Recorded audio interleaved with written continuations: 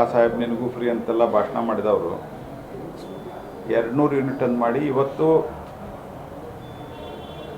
ಅವ್ರದ್ದು ಲಿಮಿಟ್ಗಿಂತ ಜಾಸ್ತಿ ಅವರು ವಿದ್ಯುತ್ತನ್ನು ಬಳಸಿದರೆ ಅವರೆಲ್ಲರಿಗೂ ಇವತ್ತು ಪರ್ ಯೂನಿಟ್ ಕಾಸ್ಟು ಜಾಸ್ತಿ ಆಗಿದೆ. 4 ರೂಪಾಯಿದಿಂದ 7 ರೂಪಾಯಿನೂ ಆಗಿದೆ. ಅದಾದ ನಂತರ ಹಾಲಿನ ದರ ಜಾಸ್ತಿ ಮಾಡಿದರು. ಡೀಸೆಲ್ ಪೆಟ್ರೋಲ್ಗೆ ಟ್ಯಾಕ್ಸನ್ನು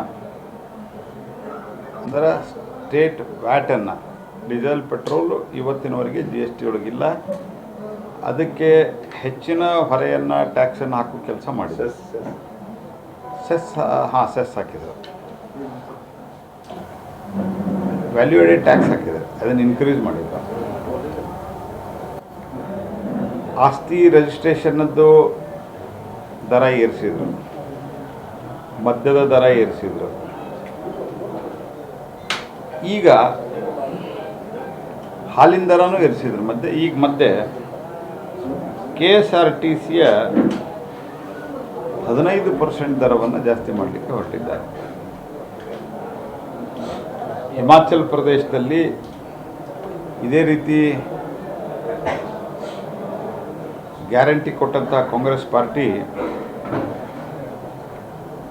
ಇವತ್ತು ಅಲ್ಲಿ ಅದನ್ನು ನಿಲ್ಲಿಸಲಿಕ್ಕೆ ಹೊರಟಿದೆ. ಆಲ್ರೆಡಿ ಆಲ್ಮೋಸ್ಟ್ ಘೋಷಣೆ ಮಾಡಿದ್ದಾರೆ, ನಾವು ನಿಲ್ಲಿಸ್ತೀವಿ ಅಂತ. ಕಾಂಗ್ರೆಸ್ ಪಾರ್ಟಿ ಜನರಿಗೆ ಸುಳ್ಳು ಹೇಳಿ ಜನರನ್ನ ದಾರಿಗೆ ತಪ್ಪಿಸುವಂಥ ಕೆಲಸವನ್ನು ಮಾಡ್ತದೆ. ಅಧಿಕಾರಕ್ಕಾಗಿ ಯಾವ ಕೀಳು ಮಟ್ಟ ಕೀಳಿಲಿಕ್ಕೂ ಸಹಿತ ಹೇಸಲಾರದಂಥ ಒಂದು ಪಾರ್ಟಿ ಈಗ 15%